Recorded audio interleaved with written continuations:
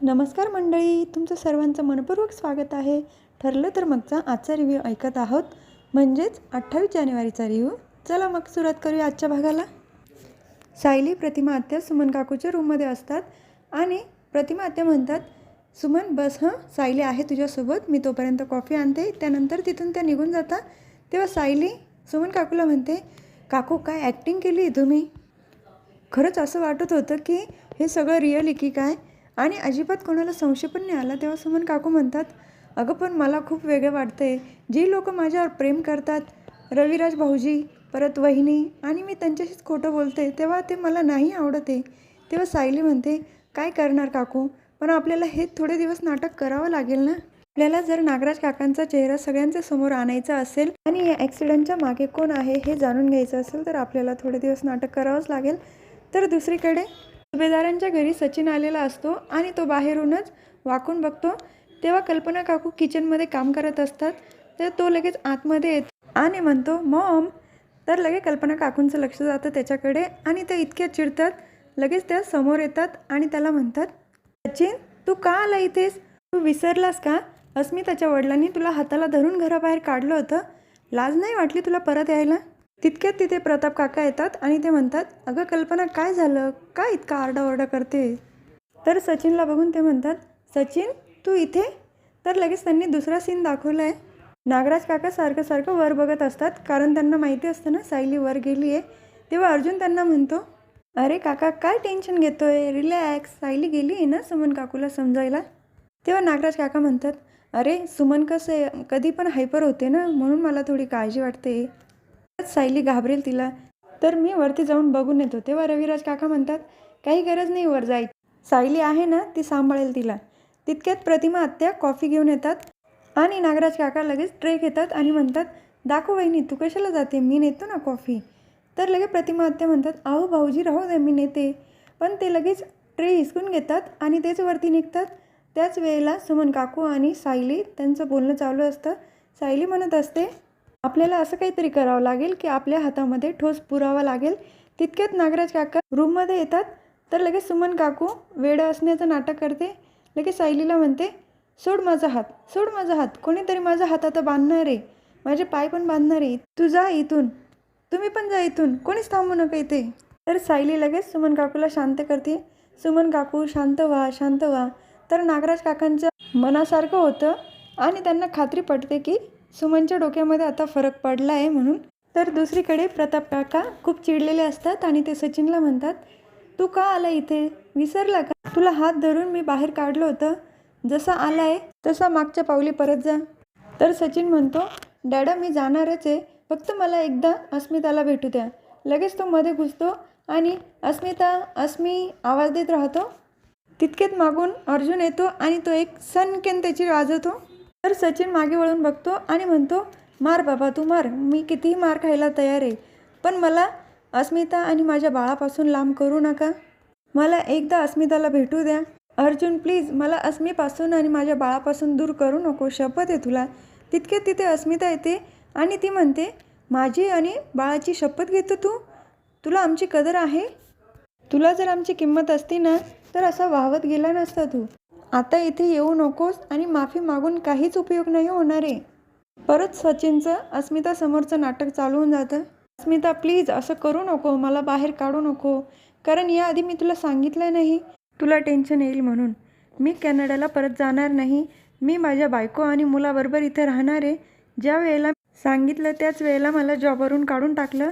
आता माझ्याकडे स्वतःच्या खर्चापुरतंसुद्धा पैसे, माझं अकाउंटसुद्धा फ्रीज केलं आहे.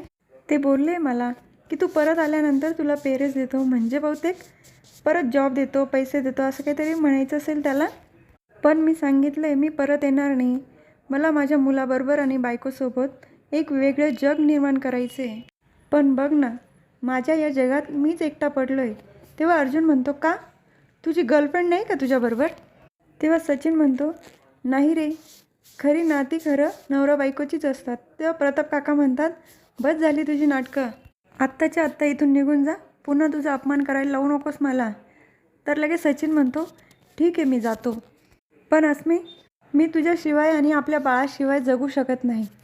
अस्मी तू माझ्याशी बोलणार नसेल, मला माफ करणार नसेल तर मी खाणं पिणं सोडून देईल. तर सगळे शॉक होऊन बघत असतात. तर सचिन म्हणतो, आता मरण आलं तेच बरं. तेव्हा सायली म्हणते, अहो असं अभद्र बोलू नका सचिन भाऊजी.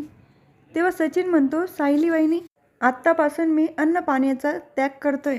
तेव्हा अस्मिता म्हणते. त्यानंतर सचिन तिथून रडत निघून जातो. त्यानंतर अस्मिता रडायला लागते. तर सायली येऊन तिला शांत करते. तर सगळ्यांना अस्मिताची अवस्था काही बघितली जात नाही. तर दुसरीकडे प्रतिमा आत्या सुमन काकूजवळ बसलेल्या असतात आणि त्याच वेळेला तिथे नागराज काका येतात आणि ते म्हणतात, वहिनी दादा कुठे आहे? तेव्हा प्रतिमा आत्या म्हणतात, ते बाहेर गेले. आणि नागराज काका म्हणतात, तुला पण बाहेर जायचं होतं ना, भाज्या वगैरे काय आणायचे आहे? तेव्हा प्रतिमा आत्या म्हणतात, नाही, जेव्हा ते येतील त्यानंतर मी जाईल. सुमनजवळ कोणीतरी थांबायला हवं. तेव्हा नागराज काका म्हणतात, अगं तू जा ना वहिनी, बिंदास जा. तुझा अजून पण माझ्यावर विश्वास नाही का? चुकून एकदा माझ्याकडनं रागाने सुमनवर हात उचलला गेला होता. मग आता तू मला सुमन शेजारी बसू पण देणार नाही का? एवढा नीच माणूस वाटलो का गं मी तुला? आता अशी ही शिक्षा मी जन्मभर भोगायची का? बघ सुमनची अवस्था बघ, कशी शांत बसली. मी जर तिच्याजवळ बसलो ना तर तिला छान वाटेल, कारण नवऱ्याचा सहवास लागतोच ना बायकोला. ए सुमन, तुला चालणार आहे ना मी तुझ्याजवळ बसलेलो? तेव्हा लगेच सुमन काकू विचार करतात आणि त्यांना सायली जी बोलली होती ते आठवतं की लवकरात लवकर काहीतरी पुरावा आपल्याला मिळाला पाहिजे. त्यामुळे त्या तयार होतात आणि प्रतिमा आत्या त्यांना विचारतात, सुमन थोड्या वेळ भाऊजी बसले इथं तर चालेल ना, मी मार्केटमध्ये जाऊन येते. त्या हो म्हण. त्यानंतर प्रतिमा आत्या तिथून निघून जातात. तर दुसरीकडे सुभेदारांच्या घरी सगळे जमलेले असतात. पूर्ण आजी पण आलेले असतात तिथे आणि अस्मिता रडत असते. अन्न पाणी सोडण्याची धमकी देऊन गेलाय. जसं काही माझाच गुन्हा आहे यामध्ये, मला गिल्ट देण्याचा प्रयत्न करतोय. तेव्हा अर्जुन म्हणतो, दुर्लक्ष कर त्याच्याकडे. तर सायली म्हणते, असं भरल्या घरात मरणाची भाषा नव्हती करायला पाहिजे त्यांनी. तर पूर्ण आजी म्हणतात, याला काही कळतं का? याच्या बोलण्याचा काय परिणाम होतोय त्या बाळावर? याआधी होणाऱ्या बाळाचा विचार केला नाही आणि आता इथे येऊन वाटेल ते बरळतोय. तर दुसरीकडे सुमन काकू कॉटच्या जवळ बसलेले असतात शांत. तितक्यात नागराज काका जेवण घेऊन येतात. सुमन काकूंना जेवायला लावता पण त्या नाही म्हणतात. तेव्हा नागराज काका मुद्दाम त्यांना एक घास खाऊ घालतात आणि म्हणतात, नागराज किल्लेदार आज स्वतः तुला जेव घालणार आहे. तर दुसरीकडे सुभेदारांच्या घरी अश्विन आलेला असतो घरी आणि तो अस्मिताला बघतो. तेव्हा तो विचारतो, काय झालंय? तर सायली सांगते, सचिन भाऊजी आले होते आणि अन्न पाणी सोडण्याची धमकी देऊन गेले. तेव्हा लगे अश्विन म्हणतो, काय? नंतर अस्मिताला जवळ घेऊन शांत करतो आणि तिला म्हणतो, सचिनने जे केलं आहे ते माफ करण्यासारखं नाही आहे, पण मग आता तू तुझ्या बाळाचा विचार केला पाहिजे. जे घडलं त्याच्यात बाळाची काय चूक आहे बरं? त्यानंतर अस्मिता तिथून उठते आणि रूममध्ये जायला निघते. तेव्हा कल्पना काकू म्हणतात, तू रूममध्ये जाऊ नको बरं, परत इथे एकटीच रडत बसशील. तेव्हा प्रताप काका म्हणतात, आपण लग्नाच्या वेळेला खूप घाई केली, आपण नीट चौकशी करायला पाहिजे होती. तेव्हा अस्मिता म्हणते, सचिन आधी असं नव्हता, आत्ता या काही महिन्यातच तो असा झाला आहे असं म्हणून रडत असते. तर सायली तिला शांत करते. त्यानंतर अर्जुन खूप चिडतो आणि तो म्हणतो, मी सचिनला आता सोडणार नाही. तेव्हा अश्विन पण उठतो, दादा थांब, तू एकटा जाऊ नको, मला अस्मिताईची अशी अवस्था बघितली जात नाही. आता आपण दोघं जाऊ आणि त्या सचिनला चांगला धडा शिकू. तेव्हा पूर्ण आजी त्यांना अडवतात आणि म्हणतात, कोणी तिथे जायचं नाही, तो परत काय करणार? मी असं करणार नाही, माझ्याकडनं हे होणार नाही, तेच बोलणार आहे. आधी अस्मिताची डिलिव्हरी होऊन जाऊ दे, मग बघूया काय करायचं ते. तर दुसरीकडे नागराज काका सुमन काकूला जेव घालत असतात. एक घास काऊचा, दुसरा घास देता तर म्हणतात, हा घास नागराजचा, असं म्हणून जोरात तो घास तोंडात चेंबतात. यामुळे सुमन काकूला पण त्रास होत असतो आणि ते मस्त हसत असतात. कधीपासून नुसती वडापाव खात होती, आता खा जरा भाजीपोळी. तर लगेच सुमन काकू थोडं नाटक करतात, म्हणजे तो तूच होता, हात बांधलेले माझे, पाय बांधलेले, अंधार, घाणेरडा आवाज. ही सुमन काकूची अशी अवस्था बघून आधी तर नागराज काका असं मुद्दाम नाटक करता, तोंडाला हात लावून जसे काही रडताय की काय, पण लगेच हसायला लागता मध्येच. तर लगेच ते म्हणतात, काय अवस्था झाली सुमन तुझी?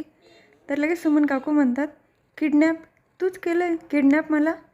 तर लगेच नागराज काका स्वतःच्या तोंडाने कबूल करतात, हो मीच केलं आहे किडनॅप. बाहेर निघोस तर काय अवस्था झाली तुझी, डोक्यावर परिणाम झाला आहे तुझ्या. हे सगळं मीच केलं. कुठे होती तू? कुठे? तेव्हा सुमन काकू म्हणतात, विसरली. अशी वेळेची ॲक्टिंग करतात ते. तर सुमन काकूला या अवस्थेत बघून नागराज काका लगे हसायला लागतात. खरंच प्रेक्षकांना सुमन काकूंनी काय ॲक्टिंग केली आहे वेडं असण्याची. नागराज काकांना अजिबात संशय नाही आला आहे. तर दुसरीकडे अर्जुन आणि सायली त्यांच्या बेडरूममध्ये असतात. तर सायली अर्जुनला म्हणत असते, अस्मिताताईंबरोबर हे काय झालं? कारण हे दिवस किती आनंदात घालवायचे असतात. कळत नाही त्यांना कसं सावरायचं ते. तेव्हा अर्जुन म्हणतो, आपण एक काम करूया. अस्मिताईसोबत नेहमी कोणीतरी असलं पाहिजे आणि मी पण प्रयत्न करेल की जास्तीत जास्त मला घरी कसं थांबता येईल ते. तिचा मूड आपण नेहमी चांगला ठेवण्याचा प्रयत्न करू. तेव्हा सायली पण हो म्हणते. तर हा भाग इथेच संपतो. पुढील भागात बघायला मिळतं की नागराज काका सुमन काकूचं तोंड दाबून म्हणत असतात की मीच तुला आणि महिपतला किडनॅप केलं होतं आणि 22 वर्षापूर्वी घडलेला रविराज आणि प्रतिमाचा ॲक्सिडेंट मीच घडून आणला होता. मीच तो मास्टर माइंड. जाऊन सांग. पण तुझ्यावर कोण विश्वास ठेवणार सुमन? तर ते सगळं बोललेला व्हिडिओ नंतर अर्जुन आणि सायली हे दोघंही बघताना दाखवले. तर उद्याचा भाग पण तेवढाच इंटरेस्टिंग असणार आहे. तेव्हा उद्याचा रिव्ह्यू नक्की बघा. उद्या पुन्हा भेटूया. ठरलं तर मगच्या पुढच्या रिव्ह्यूमध्ये. तर तुम्हाला माझा आजचा रिव्ह्यू आवडला असेल तर माझ्या व्हिडिओला लाईक करा, शेअर करा, सबस्क्राईब करा, बेल आयकॉन दाबायला विसरू नका. Tata bye and take care.